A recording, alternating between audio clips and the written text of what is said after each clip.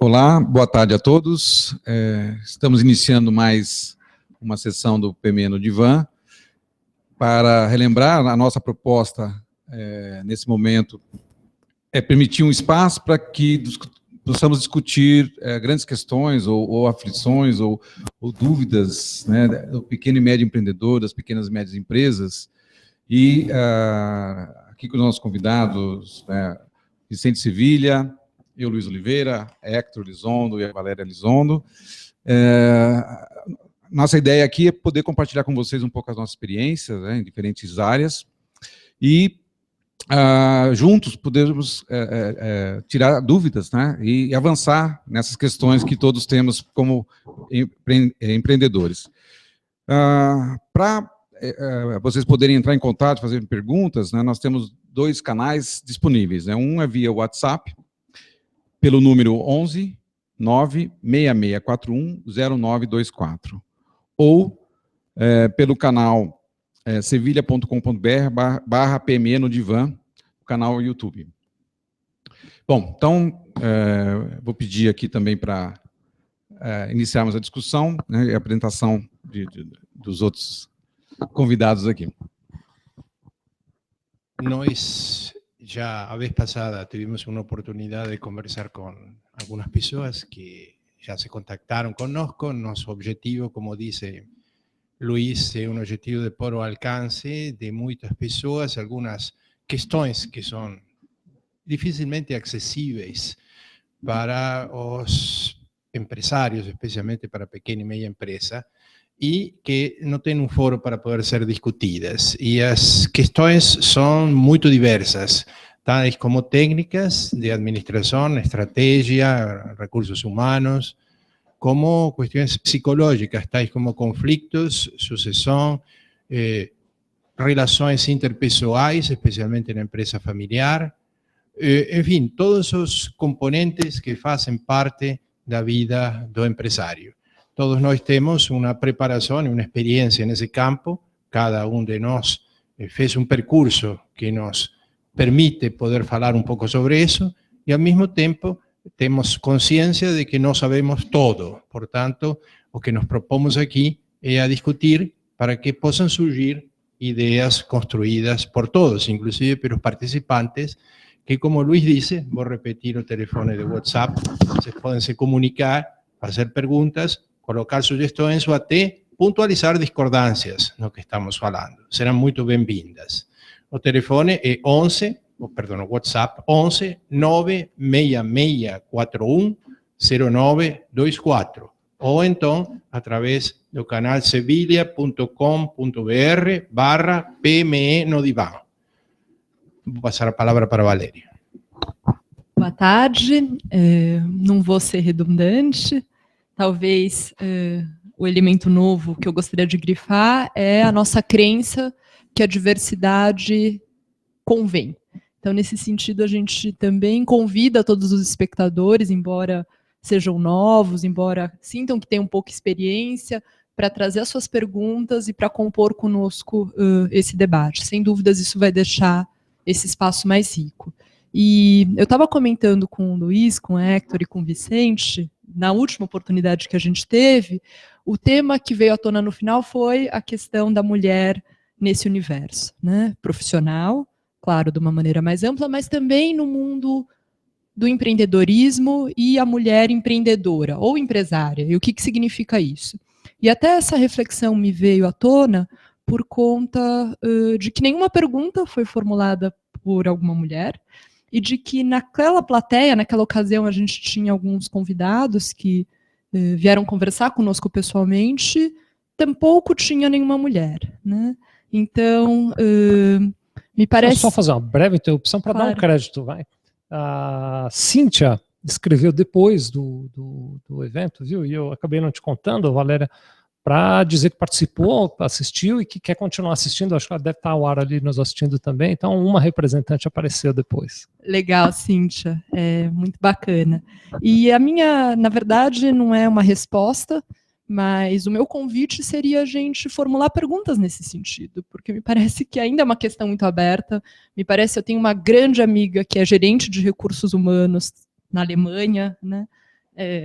está em outra cultura, num país que, em tese, tem essas políticas mais amadurecidas, e ela enfrenta diariamente o desafio de como proporcionar um esquema que, de fato, inclua a mulher, respeite a sua especificidade e dê oportunidades que possam ser possíveis, né? Acho que essa é a palavra.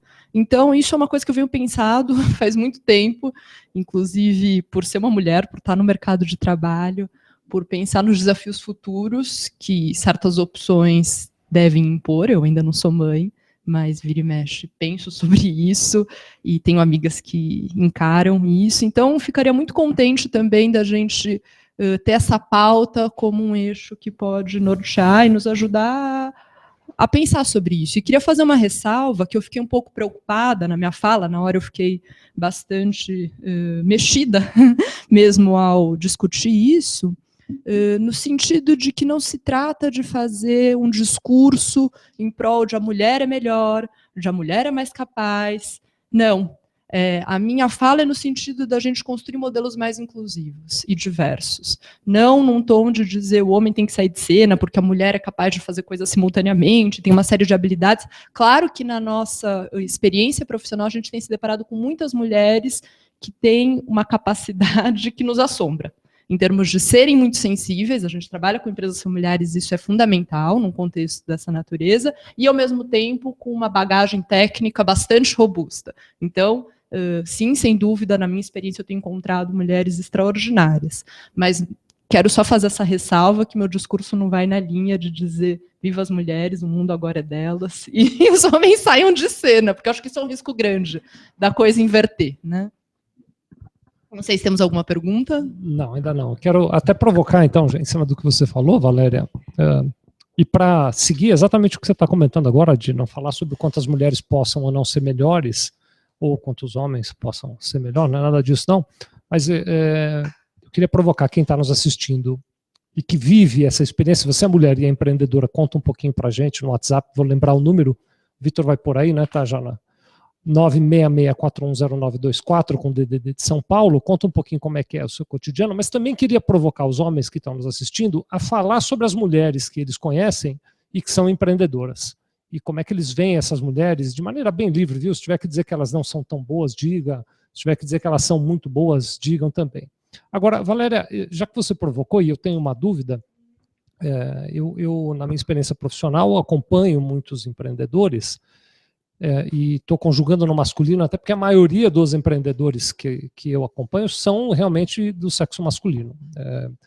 Eu não vou entrar aqui na discussão do que leva o homem a empreender mais do que a mulher, mas o fato é que o homem empreende mais do que a mulher. A prática é essa de que o homem empreenda mais do que a mulher. Você, na sua experiência, vive ou percebe algum indício de que a mulher se sente menos segura de empreender do que o homem? É uma ótima pergunta, Vicente. Na minha experiência, eu não vivo e não sinto isso. Pelo contrário, né? Você sabe que eu considero que contratar uma consultoria é um empreendimento. Se a gente usar a acepção de assumir um risco, de apostar numa coisa que você não sabe no que vai dar, e de suportar um processo que não é fácil, a consultoria que a gente faz, só dizendo em mais detalhes, é uma consultoria voltada à empresa familiar e a tornar esse arranjo mais eficaz e mais orgânico e mais maduro, o que não é fácil. Então, nesse sentido, em muitos casos, quem assume esse risco e toma a vanguarda nessa mentalidade preventiva, e em muitos casos, inclusive, quem fundou a empresa são mulheres. A ideia delas, o conceito delas foi o que gerou o negócio.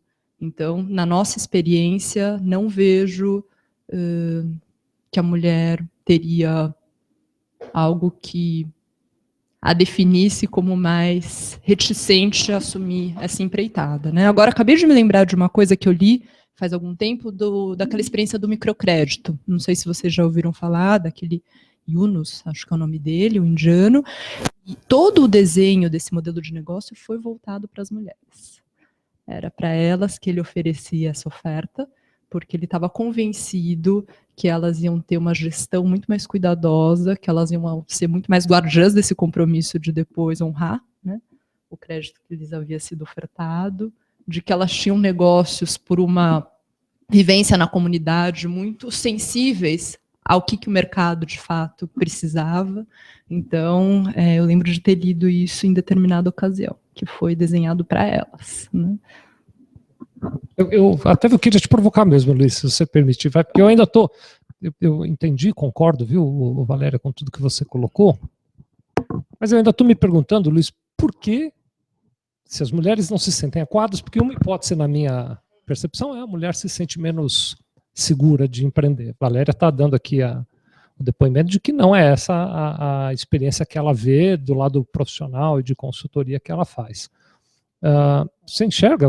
Será que existe alguma limitação outra que eu não esteja vendo? Por que a mulher, pelo menos em geral, e mesmo aqui na nossa amostragem da última conversa, se mostra menos empreendedora na prática? É uma pergunta realmente difícil, né? Eu só ia reforçar a questão que a Valéria comentou, porque eu trabalho numa ONG, né? E muitas vezes os projetos em algumas comunidades, eles são calcados em cima das mulheres. O representante da família é a mulher, né? Ela se mostra mais responsável, mais confiável, mais estável para poder tocar, né, os projetos. Então, só reforçando um pouco dessa, né, capacidade da mulher de assumir, né, a responsabilidade pela família, porque a gente muito vê que pegando esse exemplo, né, de comunidades que tem um trabalho de assistência, a mulher é o carro-chefe da família, é ela que puxa e sustenta a família, né? Muitas vezes por questão de que ela não tem um marido, não tem um companheiro, né? Muitas vezes porque ela realmente tem que assumir, porque o companheiro também não dá conta né, sozinho da família. Então, esse é um aspecto que mostra o quão capazes as mulheres. Então, acho que essa discussão, as diferenças né, existem diferenças naturalmente entre os homens e as mulheres, mas não em termos de capacidade, em termos de condição de empreender, né? Eu não sei se a gente pode buscar, talvez, uma resposta para a pergunta do Vicente em aspectos psicológicos ou antropológicos, né? O homem, ele naturalmente, ele é um pouco mais aventureiro, ele é até um pouco mais inconsequente, né? Talvez uma das razões que eu me arriscaria é que os homens, eles têm uma questão né, nos nossos ancestrais, é ele que saía para caçar e tinha que enfrentar, né, os grandes perigos, etc, né? Então, e às vezes ele pode estar, por não conseguir analisar tantas variáveis, as mulheres são mais cuidadosas, mais assim, ele pode se arriscar mais, se permite arriscar mais, né? Acho que talvez o fator que a gente tem que olhar aqui é a taxa de sucesso, né? Talvez as mulheres, por serem mais cuidadosas, quão, né, efetivas e assertivas elas são no empreendedorismo dela e qual é a taxa de sucesso do homem. Talvez até por ele ser um pouco mais, se arriscar mais, né? É só sei lá, uma variável que a gente pode colocar na mesa como razão, né? Não sei se o Hector teria algum ponto aí também para reforçar. É um tema muito subjetivo, baseado na impressão e na experiência, na forma como cada de nós viveu. O primeiro que eu gostaria de recordar é que eu nasci de uma mãe, e todos nascemos de uma mãe. Então, esta é uma questão central na nossa vida. É dizer, a mulher é nosso primeiro contato, inexoravelmente. Esta é uma questão biológica. Luis citou algunas referencias antropológicas. De fato, existen algunas hipótesis al respecto de eso. Por ejemplo, a mujer es más detalhista y a hombre es más generalista. Esto se debía, como dice Luis, a necesidades propias de sobrevivencia. O homem tinha que ter uma macrovisão para poder organizar, planejar, se vocês querem, a casa ou a defesa do grupo. A mulher, ao ter que ter a responsabilidade por preservar a vida das crianças, das crias delas, tem que cuidar más dos detalles que pasen imperceptíveis para o homem, mas que son importantes porque pueden definir a vida o a morte de un bebé, de una crianza que recién nació. Por eso ella es más detallista. También esto faz diferente. E o fato de que nossa cultura exclua, existen alguns pensadores que atribuem o fato de que nós, homens, toleramos pouco a diferença, a diversidade. Preferimos o previsível e o que já é comum. A mulher vem a trazer um fator de ameaça ao ser diferente que nós. Então, de alguma forma, isto fez que a cultura sempre excluísse. Vocês devem lembrar de que na antiguidade muitas vezes elas eram castigadas e perseguidas e até mortas na condição de acusadas de bruxas, não é? A bruxaria era dedicada à mulher. Inúmeras delas foram sacrificadas porque elas ameaçavam com coisas misteriosas a vida dos homens. Elas poderiam ter um poder tão grande sobre nós que nós tínhamos muito medo. E existem até alguns mitos a respeito disso que colocam a mulher como una persona posesiva. En algunas culturas es necesario un rito de iniciación muy cruel para separar o menino hombre da mãe, porque de lo contrario él no podrá nunca ser él, ¿no? Es decir, a mãe de alguna forma o absorbe, segundo esos mitos. Mas o que eu tenho visto no meu medio, eu trabalho com Valéria, creo que na anterior ocasión nós falamos, mas como algunas pessoas talvez não viram, eu vou repetir, o nosso trabalho é um trabalho de interface entre o lado técnico e o lado humano, especialmente na empresa familiar. Para isso nós temos duas formações em áreas técnicas e em áreas psicológicas. Valéria é psicóloga e também tem formação em administração, eu sou engenheiro e psicólogo, e nós entendemos que o trabalho principal é na fronteira, ou seja, entre essas duas áreas. Não um trabalho concentrado na psicologia, nem também não é um trabalho concentrado na parte técnica apenas, embora de que ambas as áreas são extremamente importantes. O que é importante é poder também pular de uma para a outra. Mas eu estava dizendo que na minha experiência, ela coincide plenamente com Valéria, e eu tenho realmente me surpreendido muito com uma boa quantidade de mulheres que assumem papéis importantíssimos dentro da organização. Elas, se vocês querem, são moderadoras. Inúmeras vezes são as que preservam algo que às vezes os homens não percebem, que é o relacionamento familiar. O cuidado com alguns detalhes que são importantes para fazer que, apesar de que a empresa está ocupada em uma finalidade de tipo econômica e produtiva, ela é alimentada pelo amor da família. E se a gente descuida o aspecto do amor da família, os outros aspectos ficam muito difíceis de carregar, funcionam como uma pedra, não é? E cabe muitas vezes a essas mulheres das quais estou falando uma espécie de cuidado, elas são guardiãs de que isso não se perca. Isso não quer dizer que muitas vezes elas não tenham que lutar quase que em igualdade de condições com os homens, frente às adversidades que qualquer negócio impõe, frente às frustrações, frente a essas dificuldades, elas lutam sim.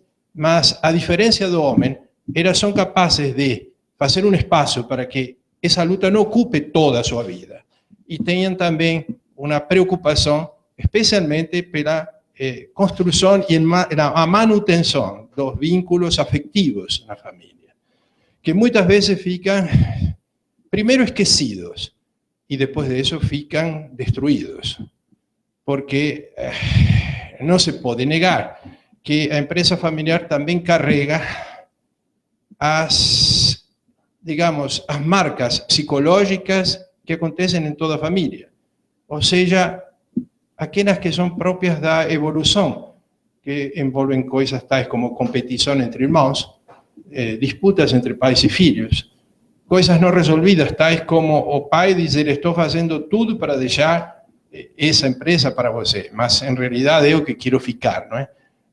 O dia de amanhã eu não vou estar, mas você vai continuar sendo eu, não é? Então há uma mensagem ambivalente que não se pode evitar, e isso faz parte também da empresa. E eu creio que cabe muitas vezes a mulher ser a moderadora, capaz de poder dizer o que não podem dizer pai e filho. Nós temos muitas vezes percebido coisas assim. Me parece que você quer falar algo, Valéria? Sim. Quando a gente fala de inclusão, também, talvez, dando uma outra rodada nessa discussão por outro ângulo, eu acho importante a gente acolher a diversidade em cada um. O que eu quero dizer com isso? Que há partes masculinas dentro de uma mulher, assim como partes femininas dentro de um homem, e que uma visão estereotipada é muito nociva no meu ponto de vista, né? E que acho que isso é uma coisa importante a ser transformada em todos os âmbitos, e evidentemente que o empresarial não deixa de ser um deles. Mas quanto mais a gente puder acolher a ideia de que há muitas faces no ser humano, e desconstruir a noção de que a mulher... Claro que existe essa questão do cuidado, e que uma mulher gera um filho, que isso é uma diferença que tem uma especificidade, né? O gênero masculino não é igual ao feminino, isso tem que ser levado em conta. Mas, por outro lado, é perigoso uma leitura estereotipada desse tipo de fenômeno, no meu ponto de vista, né? E outra coisa que eu lembrei, que também seria uma polêmica interessante, até convidar as pessoas que nos assistem a, de repente, bater um papo sobre isso, é a questão de cotas. Em muitos países isso foi instituído, cotas nos conselhos de administração para mulheres, em prol de conseguir maior inclusão. Isso é um aspecto, né, um tema extremamente polêmico. Vira e mexe também entra na rodada do IBGC, nas discussões, será que convém, será que não convém? O IBGC é o Instituto Brasileiro de Governança Corporativa, é uma organização importante que também, digamos, que agencia boas práticas em empresas familiares, e vira e mexe, pautas dessa natureza fazem parte do escopo dessa organização. E por conta disso que a gente recebe informações e lê casos. Inclusive tem algum desses países nórdicos, eu não vou lembrar qual, que as mulheres fizeram um movimento para que essas cotas fossem abolidas. Porque elas falavam, não, a gente tem competência e isso é um jeito que desqualifica, inclusive, a visão que se tem. E isso, em determinado momento histórico, foi importante, deu-se uma conquista, mas agora o que a gente quer é que não exista essa obrigatoriedade. Então, é super interessante a gente discutir de muitas formas essa questão, né? Me lembrei disso também. Muito bem. Eu tenho uma pergunta aqui sobre um outro tema. Legal. Que mudaria o assunto, acho que pode ser um momento. Só quero fazer um comentário em relação a isso. Existe uma participação da mulher no empreendedorismo que talvez não seja medida adequadamente, e da qual eu vivo, e talvez mais pessoas possam aqui também depor, que tem um pouco a ver com o que o Hector estava dizendo, viu, Hector? Que é a participação da mulher como casal empreendedor. E, às vezes a mulher ela não está diretamente, como por exemplo no meu caso, a minha esposa não trabalha aqui na empresa, ela não está aqui no cotidiano, mas muitas vezes ela é parte do processo de decisão, ou pelo menos parte do processo de reflexão para a decisão. Então tem uma importância da mulher no empreendedorismo que nem sempre está na vanguarda do empreendedorismo, mas que está participando do empreendedorismo junto com o marido. Mas enfim, vou avançar para o tema aqui que a gente tem na sequência, que o Fernando está falando aqui sobre dificuldade de gerir pessoas, de gestão de pessoas, e insatisfação com o resultado do trabalho que é entregue. Então, ele se sente insatisfeito com o trabalho que ele recebe da equipe e sente dificuldade de fazer isso melhorar. O que é que vocês podem comentar sobre esse assunto? Quer começar, Luiz? É complicado. A gente tem que pensar primeiro que essas pessoas elas estão inseridas num ambiente mais amplo, né? Elas estão dentro de um processo, dentro de uma série de atividades. Então, existem vários fatores que podem ser as causas dessa não adequação ao resultado esperado do trabalho, né? A experiência que a gente tem, né, para fazer com que, né, construir processos e capacitar pessoas para que elas consigam entregar o resultado esperado pela gestão da empresa, pelos gestores, é pensar num todo, né? Ou seja, será que as pessoas elas têm clareza do que tem que ser feito, ela tem os recursos adequados, ela tem o retorno, ela tem a oportunidade de colaborar na solução dos problemas?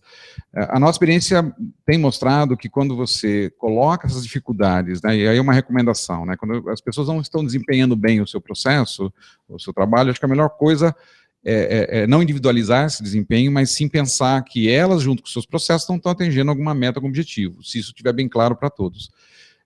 E quando você põe isso na mesa, as pessoas, a experiência que a gente tem é que elas conseguem achar soluções e elas buscam esse resultado naturalmente, né?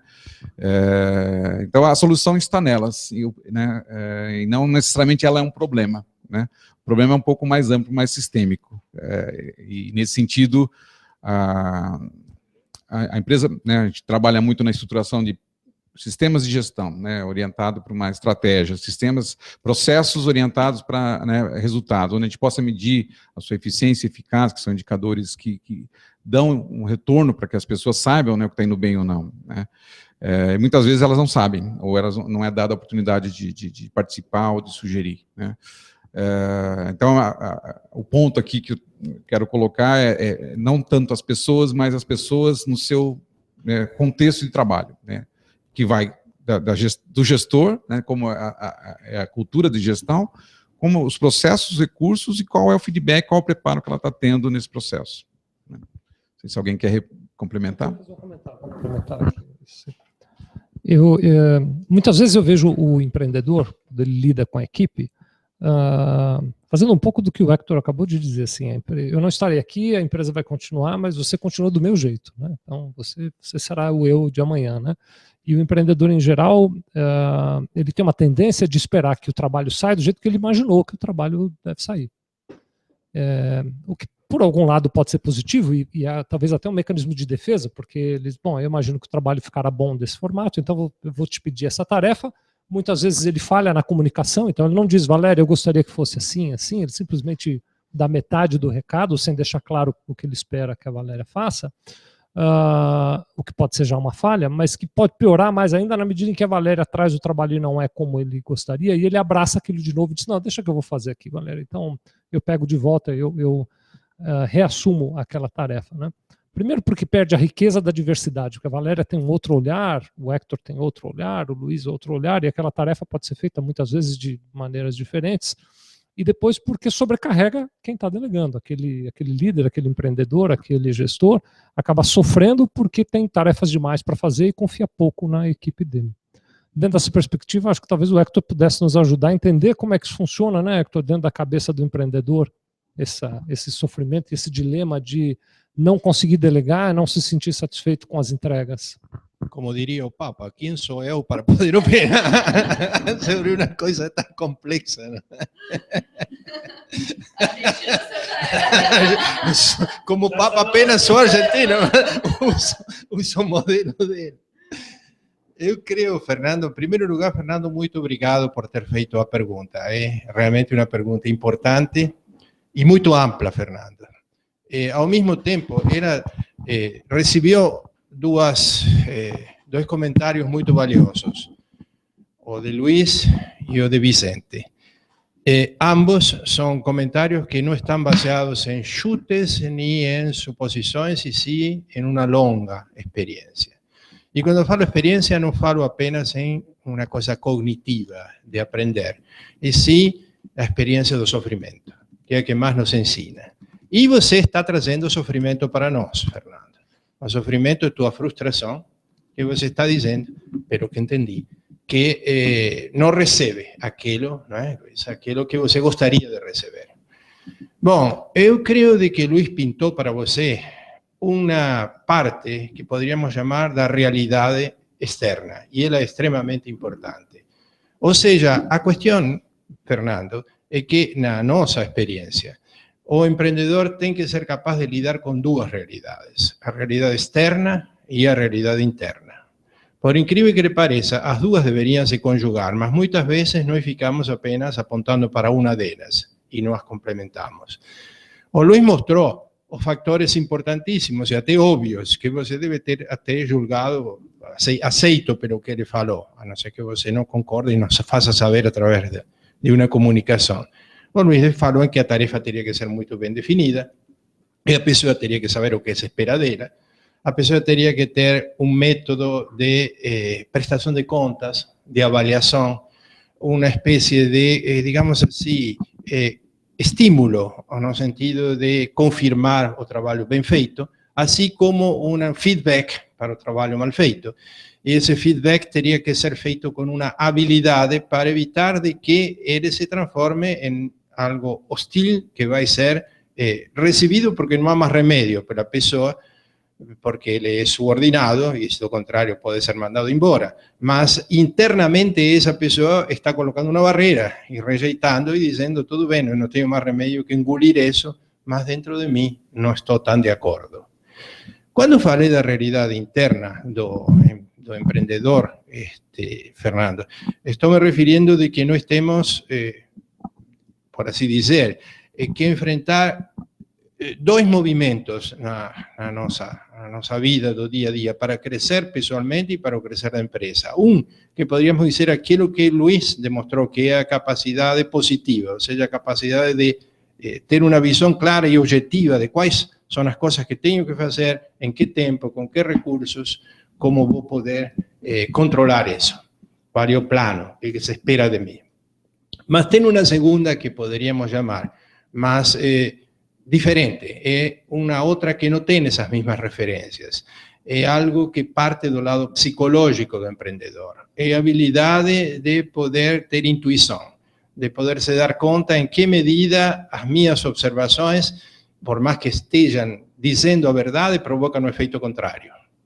Em que medida eu posso ser um muito bom empreendedor no sentido de lidar bem com o risco, mas posso não ser um bom líder, na medida em que eu não consigo lidar com essas sutilezas que tem a condição humana. Nós vemos muitos de nossos políticos que algumas vezes são maus políticos e também maus líderes, mas alguns deles podem até ser bons empreendedores ou bons planejadores, mas não têm habilidade de poder lidar com pessoas. Isso mesmo acontece frequentemente no nosso dia a dia. E não é nenhum pecado. Ninguém é completo. Eu creio que se tenho que escolher entre uma habilidade de um bom executivo e de um bom empreendedor, a do bom empreendedor é muito mais construtiva para o país, para gerar empregos, que a de um bom líder. Mas, infelizmente, não se pode ser apenas um bom empreendedor se não se é também, necessariamente, um líder minimamente suficiente, ou suficiente ou bastante. Porque, do contrário, toda a boa habilidade dele como empreendedor pode ser desperdiciada porque as pessoas não poderiam acompanhá-lo. E as pessoas podem não acompanhar, normalmente, não é porque elas sejam incompetentes ou tenham mau caráter ou tenham má índole. Normalmente as pessoas acabam construindo fantasias a respeito de como são vistas por esse líder. Eles criam fantasias de como é o vínculo. E o líder, de alguma forma, as confirma ou as desconfirma permanentemente. Faça o que ele fizer, estando ausente ou presente, ele está dando sempre uma mensagem. E isso que você teria que estar presente, Fernando. Como são suas mensagens? E se essas mensagens são condizentes com aquilo que você quer, qual seria uma maneira esperta de conseguir que eles façam isso que você quer, como se fosse o que eles também querem? Isso que me ocorre neste momento. Não sei se terá ajudado essa contribuição. Com certeza, Hector. Eu queria só aproveitar o seu ponto, né, que é algo que também observo em algumas empresas que a gente trabalha, que o empreendedor, ele tem um comprometimento total, ele tem uma visão de negócio, em geral, mais sistêmica. E o que a gente, muitas vezes, observa, né, claro que eu não sei se é o caso do Fernando, é que a gente tem uma expectativa, o empreendedor tem uma expectativa de que todas as pessoas da empresa tenham a mesma habilidade, capacidade de resposta, comprometimento, entrega e dedicação que ele tem. E claro que as motivações são diferentes e as pessoas são diferentes, né? Então, às vezes, o empreendedor ele tem uma alta, uma expectativa extremamente alta com relação à equipe, né? As pessoas que estão junto com ele, dentro da visão dele. Então, eu queria só colocar um ponto, como é que vocês enxergam dessa questão, dessa expectativa muito alta do empreendedor querer que a sua equipe tenha a mesma performance, desempenho e dedicação que ele tem com o negócio dele.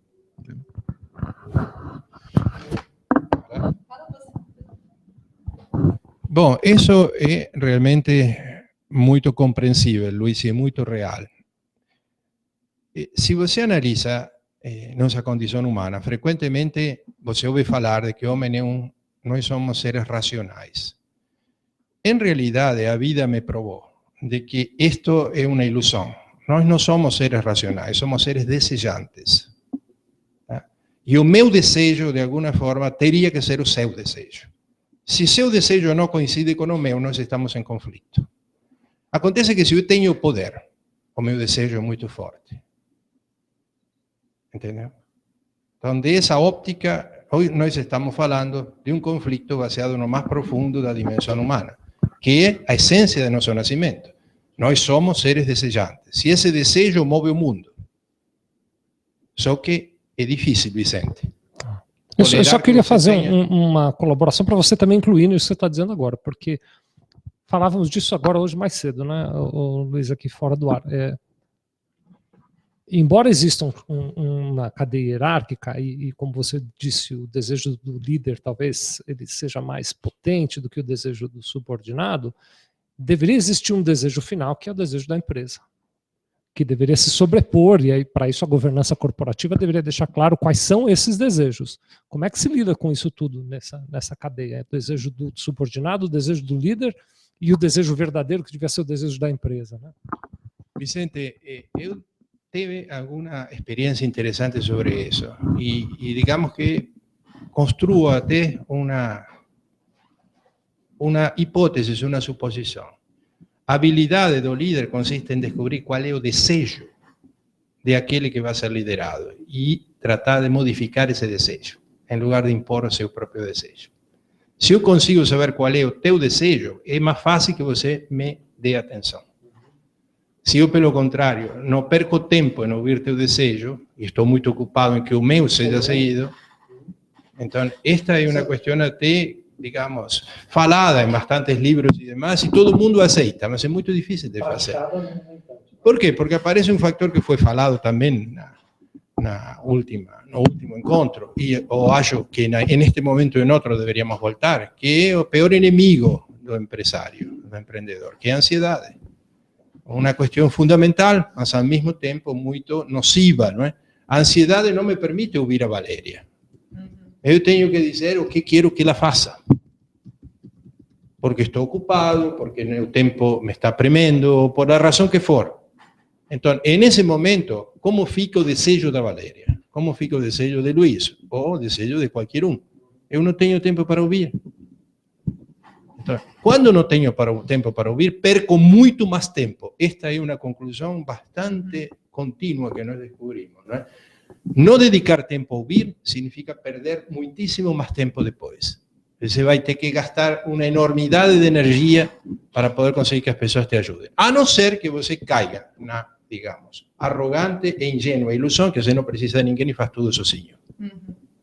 E existe, por incrível que lhe pareça, essa expectativa. Aliás, ela vem conosco no momento que nascemos. A psicologia diz que o primeiro grande sofrimento do bebê quando nasce é descobrir que ele não é autossuficiente. Ele gostaria de ser, mas ele depende de ser cuidado, depende do seio, depende de que lhe den de mamar, depende de tudo. Ele gostaria de não depender de nada. Mas à medida que crescemos, ainda continuamos sendo esse bebê, achando que não precisamos de ninguém. Ou esperando que algum dia sejamos tão bons que não vamos precisar de ninguém. Mas fazendo aqui um arranjo de várias questões que foram ditas. Agradecer também o Fernando, a pergunta dele. O que me ocorreu seria, Fernando, se você fosse liderado por você mesmo, você estaria satisfeito? Tentar fazer esse exercício crítico e tomar uma certa distância e refletir sobre isso, né? Porque é muito fácil achar que o inferno são os outros, e não estou dizendo que há limitações e que muitas vezes a gente se depara com pessoas que são apáticas. E não é o que o Fernando disse também. Não foi isso que o Fernando disse. Que o Fernando falou. Não, mas o que eu estou dizendo é que é muito fácil a gente acreditar que o problema, como você mesmo diz, Hector, está da pele para fora e não se incluir num sistema no qual você também faz parte, né? Então, essa é uma boa pergunta, né? Você tentar tomar uma certa distância e dizer, poxa vida, se eu fosse liderado por mim mesmo, com o meu estilo, será que eu entregaria? Será que eu entenderia? Será que eu estaria motivado? Então, acho que isso é uma boa reflexão. Isso me faz pensar, resgatar também um pouquinho do que veio como pergunta no nosso último encontro, que é a questão do perfil do empreendedor, né? E a gente falou naquela ocasião de capitalizar os erros e de poder encarar o fracasso como uma plataforma de diferença e de progresso. Claro que isso é mudar drasticamente um paradigma que existe, mas, por outro lado, acho que a gente está formando e construindo esse perfil juntos, e também graças às perguntas das pessoas, acredito que um compromisso com um exercício autocrítico constante e honesto é algo que pode fazer muita diferença, né? Até a pergunta do Fernando me ajudou a elaborar isso, né? Bom, nós já estamos aqui com 40 minutos de conversa. Eu tenho uma outra pergunta que muda o tema, de novo, né? Acho que podemos parar por esse tema por aqui, está dando mais ou menos certo. A pessoa que fez essa pergunta não se identificou, e a pergunta é um pouco mais complexa. A do Fernando resumir, a desse rapaz aqui, eu vou ler. E ele começa dirigindo a pergunta, não, é um rapaz que eu estou vendo a fotografia dele aqui. Embora ele não tenha dado o nome aqui, eu estou vendo a fotografia. Mas ele direcionou a pergunta para uma mulher, viu, Valéria? Ele escreveu para você em particular. Eu já vou te dizer, não fique decepcionado, nós todos vamos dar pitaco também, tá bom? Eu vou deixar que ela comece, mas você não... primeiro lugar. Primeiro lugar. Você não fica imaginando que só ela vai falar, viu? Então, ele conta a seguinte história, olha. Ele começa assim, Valéria, estou desempregado há alguns meses e sei que em decorrência da crise, estou com muita dificuldade de me recolocar no mercado de trabalho.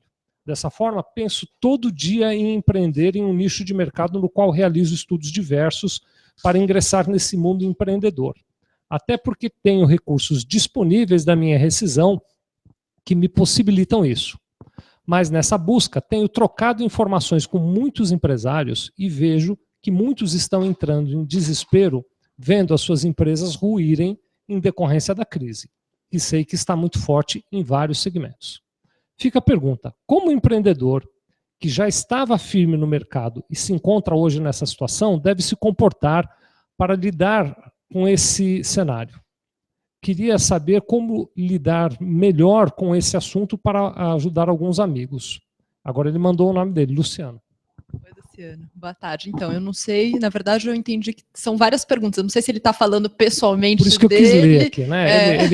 Vamos ver se eu resumo, se vocês concordam, se eu entendi bem isso aqui. Qualquer então, coisa ele esclarece também. Luciano vai dizer o seguinte, ele perdeu o emprego, um tanto em decorrência da crise, e justamente por conta da decorrência da crise, ele está tendo dificuldade de se recolocar no mercado e considera a hipótese de empreender como uma das soluções. E aí ele deixa isso de lado. Mas aí ele conta que ele vê outras pessoas que já empreendem há muito tempo e que estão passando por dificuldades com empresas, passando momentos difíceis. Ele usa o termo ruir aqui até, né?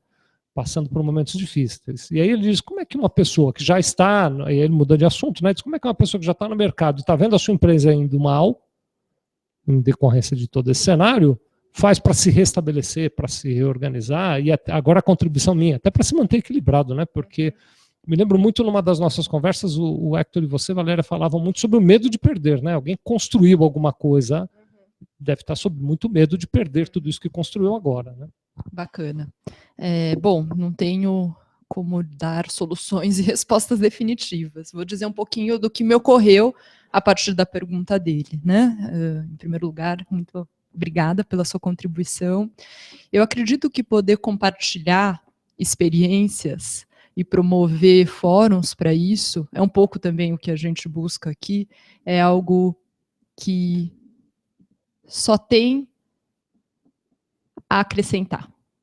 E me parece que isso também é uma reflexão que eu tenho faz tempo, e que sou porta-voz dessa bandeira, que criar redes e espaços para trocar figurinhas é algo fundamental, tanto para a saúde psíquica quanto para a saúde no trabalho. Eu tenho isso na minha vida desde que eu estava na faculdade. Eu tinha grupos de estudos, quer dizer, fora das aulas e do ambiente de entrega e de sem um objetivo concreto, é isso que eu estou querendo dizer. Eram grupos para a gente bater papo sobre como estaria o mercado de trabalho, sobre que estágios cada uma estava. Não tinha uma finalidade concreta. Daqui a gente vai precisar sair com tal. Não.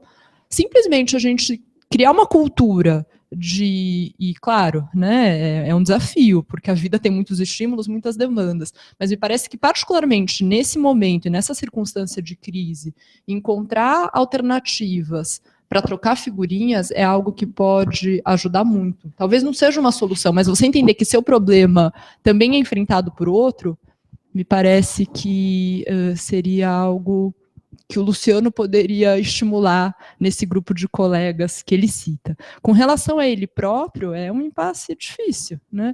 Por outro lado, eu sei que pode soar meio clichê, e talvez seja mesmo, mas o fato de estar desempregado implica um terreno tão movediço, mas por outro lado, que oferece chance de ousar de uma maneira que talvez, se você tivesse se mantido empregado, nem te ocorreriam certas ideias que agora você parece que está estudando.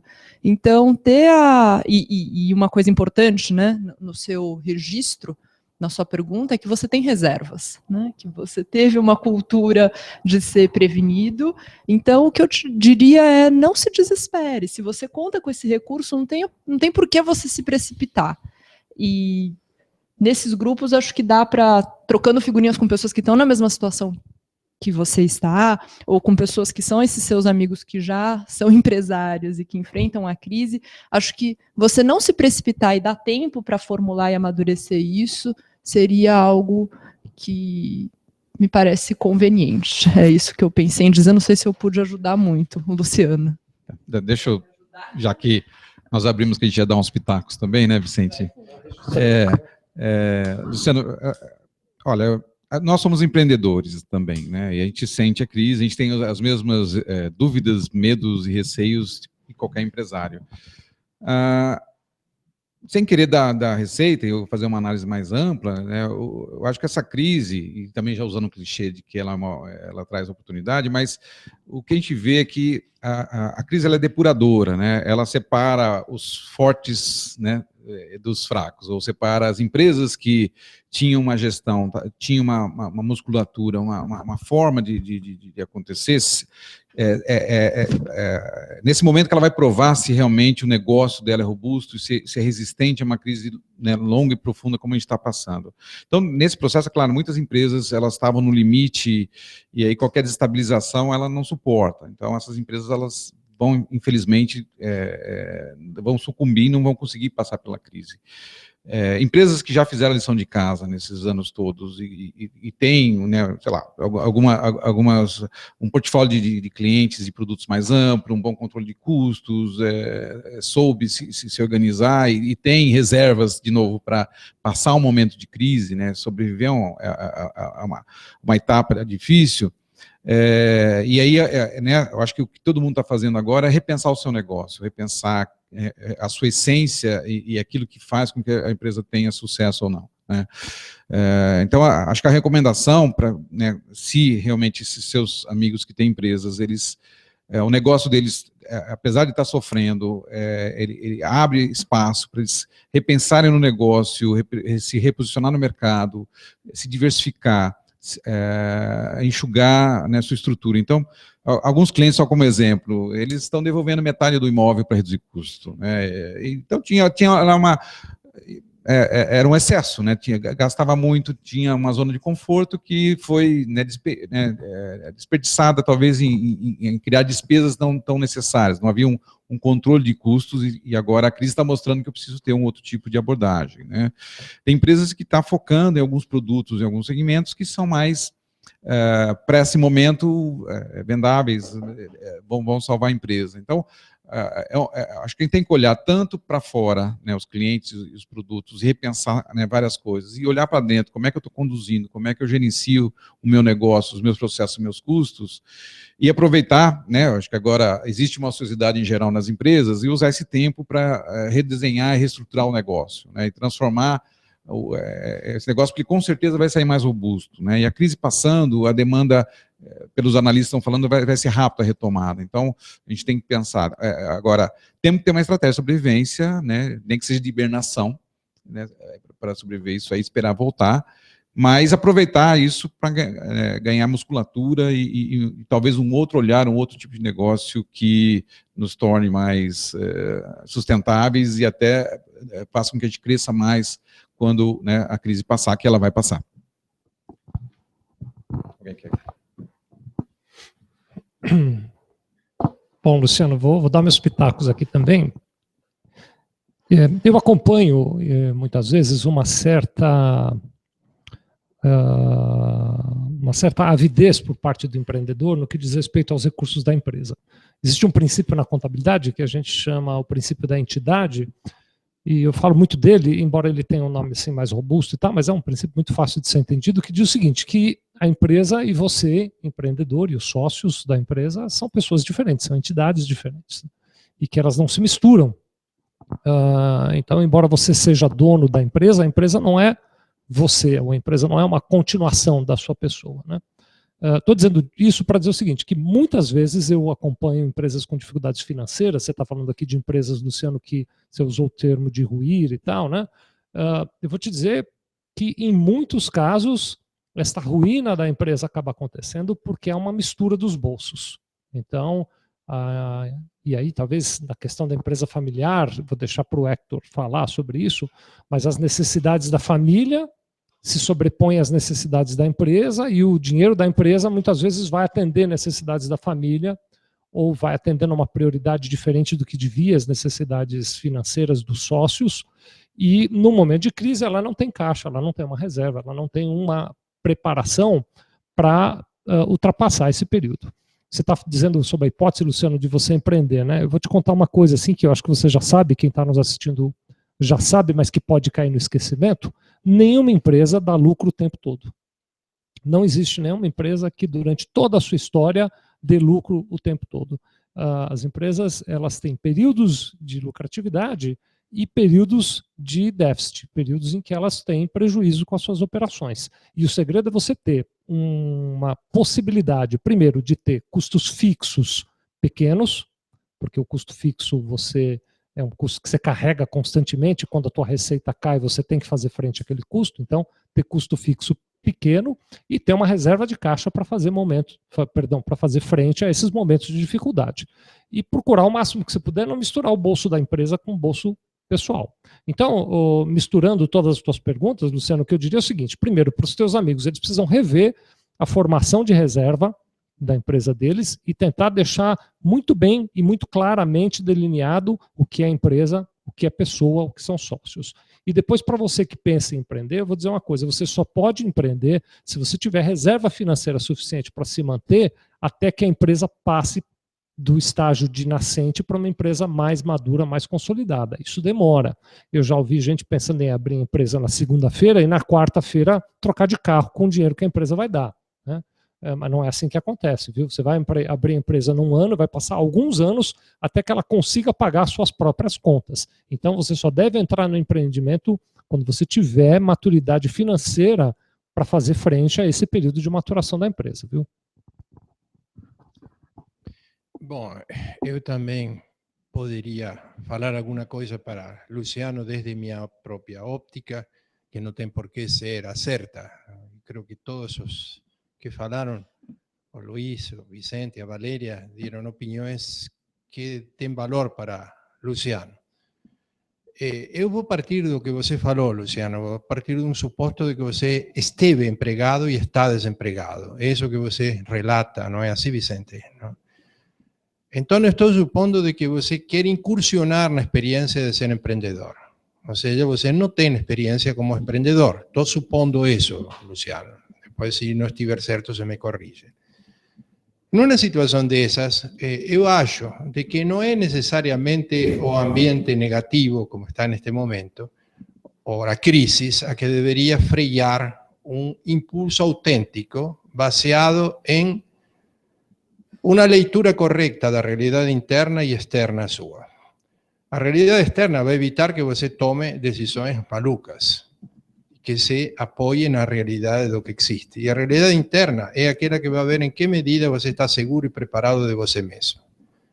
Para isso, Luciano, o que eu gostaria de colocar, se eu estivesse no seu lugar, é me perguntar se eu tenho um sonho. É decir, empreendedor não é apenas para poder sair da crise e passar de uma situação de perda de emprego a ter algum recurso e empreender porque não dá certo ser empregado, talvez pela idade ou pelo que fosse. Esta é uma decisão meio perigosa, porque o empreendedor é alguém que é quase um sacerdote, é uma pessoa que tem que se entregar de corpo e alma a algo que realmente goste. Então, a primeira pergunta que eu faria para você, Luciano, é se você tem um sonho, algo pelo qual acha que vale a pena lutar mesmo em situações muito desfavoráveis. E a segunda questão, que parece bastante evidente neste momento, pero que você relata, Luciano, é que se eu estivesse no seu lugar, iria a aprender como ser um empreendedor. Existen en este momento muitas iniciativas muito boas no país sobre isso. E algumas delas, por exemplo, no Sebrae. Ele tem um excelente curso que chama Empretec, que é uma internação de vários dias, mas você conhece todas as variáveis que vai apresentar-lhe a vida de empreendimento. Então, antes de tomar uma decisão, talvez fazer uma experiência dessas lhe possa permitir se sentir a si próprio no papel de empreendedor. Lá vão ser feitas algumas simulações, seguramente vão ser feitos exercícios, e você poderá ter contato com todo isso que, de alguma forma, o Luiz, Vicente e Valéria falaram, mas sem necessidade ainda de arriscar. A grande questão está em você e não no ambiente. O ambiente pode ser adverso, mas veja, Luciano, o ambiente foi muito adverso na época em que nós estávamos nos primórdios da civilização, quando éramos caçadores. Não era fácil enfrentar as geadas, as glaciações ou as secas, ter que caçar para poder viver, não haver geladeira para que os alimentos se conservaram, e mesmo assim sobrevivemos. Então, situações adversas não são as que impedem ao homem conseguir seus sonhos. Mas para isso, o importante é saber qual é seu sonho. Se sua ideia é ser empreendedor apenas para encontrar um recurso para viver, eu lhe diria que espere. Agora, se sua ideia é ser empreendedor porque tem um sonho, creo que vale a pena ir atrás. Para completar, o Luciano disse que fez o Empretec, viu? E disse que a dica é muito boa. Eu lembrei de um livro, enquanto o Hector estava falando, que inclusive eu comecei a ler, agora eu estou lendo outro, está em stand-by, mas vou continuar lendo, que é um livro sobre a H Stern. É uma empresa familiar brasileira, chama H Stern, a história do homem e da empresa. É um livro recentemente, foi lançado esse ano, se não estou equivocada, e conta a saga da H Stern, que é uma joalheria brasileira, muito internacionalizada, foi uma das primeiras multinacionais brasileiras, já na década de 50 ou de 60, se eu não estou enganada. Imaginem a loucura de você organizar os processos sem internet, então é realmente um case muito interessante. E eu estou dizendo desse livro, e me fez, a obra, né, foi lembrada por mim enquanto o Hector falava, porque fica muito claro como a diversidade é uma amiga bem-vinda do empreendedor, né? O Franz, na verdade esse era o nome do pai, o Hans Stern, por isso que chama H Stern, veio fugido da guerra, tendo que pagar impostos e uma penalidade por ter tido toda a sua empresa destruída na época do nazismo, pela Noite dos Cristais, etc. Então ele teve toda a sua empresa destruída, e inclusive teve que pagar uma indenização. Então imaginem não só perder tudo que você tinha, mas inclusive ser retalhado, porque a culpa é sua, né? Segundo aquele discurso que todo mundo, ou muitas pessoas, abrigaram como verdadeiro, vir para o Brasil com uma mão na frente e outra atrás. Ele começou trabalhando num lugar e depois montou um negócio dele. Mas veja, e o livro mostra isso, né? É uma jornalista, agora não estou lembrando o nome dela, mas parece que ela entrevistou muita gente da família e tentou se aproximar muito dessa história, e isso vem o tempo inteiro com muita força. A diversidade como aliada do empreendedor. Precisamos começar a encerrar, né? É o começo do fim, né? Lembrando de nossos, que as pessoas podem nos escrever nos nossos e-mails, se você quiser lembrá-los. Bom, fazer alguns agradecimentos aqui, porque nós temos umas outras mensagens aqui que a gente não pôde hoje ler, mas são mensagens de incentivo. Rapidamente aqui, o Albano, Paulo Henrique, Samuel, Janete, Kátia, Eric, Yuri, Marcela, Daniel, Regina, João Everton, Lívia, Renato, obrigado, viu, pessoal? Muitas mensagens de incentivo aqui, a gente fica feliz de ver que o pessoal lá está assistindo. Você que quer entrar em contato conosco, na medida em que nós fomos falando, o Vitor foi colocando, aliás, falei, deixei para o fim, vou fazer o agradecimento agora do Vitor Turini, que está sentadinho ali, ele organiza sempre para a gente essas coisas. Obrigado, viu, Vitor, pelo teu trabalho. O Vitor foi colocando na tela, agora, por exemplo, está aí o meu nome e abaixo do meu nome, meu e-mail, acho que vocês conseguem ver ali, vicente@pme no divã. Conforme cada um falava, ele foi colocando também. Vou rapidamente relembrar, então, acho que são fáceis os e-mails, né? Valeria@pmenodivan.com.br, Hector com H e C, @pmenodivan.com.br e Luiz@pmenodivan.com.br. o Vitor pôs aí na tela. O nosso WhatsApp, se você não pode participar ao vivo, você pode mandar seu WhatsApp também, nós consideramos nas próximas conversas, tá bom? Tá aí na tela, 966410924, DDD de São Paulo. Vou deixar aqui meu agradecimento especial para vocês, obrigado, é sempre ótimo conversar com vocês três, adoro estar aqui. Para todos vocês que participaram, e lembrar que no dia 26, é isso, né? Nós estamos marcados. No dia 26, não terça-feira próxima, a outra, né, 26 de abril, às 18 horas, de novo, nós estaremos aqui para falar sobre as questões que envolvem o empreendedorismo. Prazer estar com vocês. Viu?